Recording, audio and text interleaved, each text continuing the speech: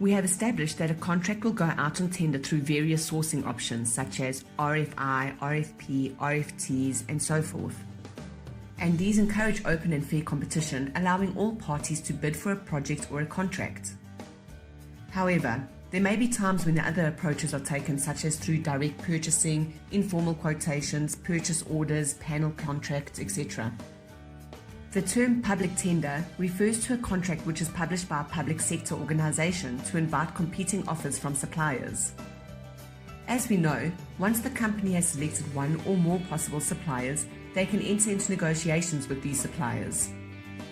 The final decisions made at these negotiations will then be written out in contracts and SLAs for all parties to sign off. Unsuccessful tenderers should be given an objective assessment of their tenders. This can then be used as a learning experience for them. Signing of an agreement or contract is the final but very important step of the conclusion of the contract. And having the correct people sign the contract is important, otherwise the contract may not be deemed binding. After the contract has been signed, it needs to be implemented, and change management is also part of this contract implementation.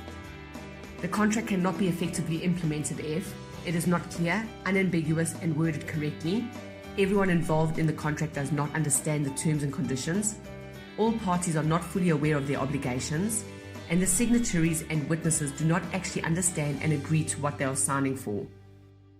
The vision for contract and supplier management is that the organization will benefit from quality, service, sustainability, and cost in a consistent manner to allow measurement of a supplier's performance across all organizations and sectors using that same supplier. Contract and/or supplier management should ensure that the contract is delivered to the required standards, quality, and provides value for money, proactively identify and manage any risks, improve and develop contract and supplier performance, appropriately influence supplier activity and decisions, and ensure that the contract is effectively administered.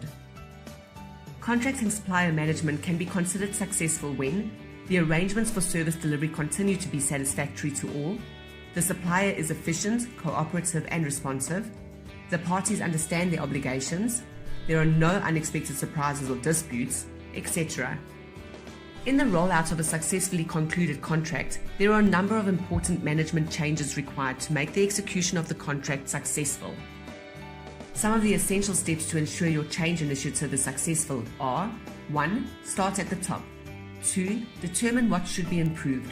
3. Present a good business case to stakeholders. 4. Do proper planning for the change. 5. Provide resources and use data for evaluation. 6. Communication. 7. Monitor and manage resistance, financial and other risks. 8. Celebrate your success.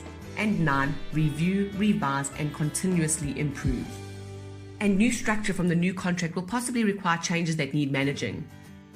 Organizational structure changes, technology changes, procurement process changes, people skills and attitude changes, network and software changes. Understanding how to implement and roll out a contract is an important part of business.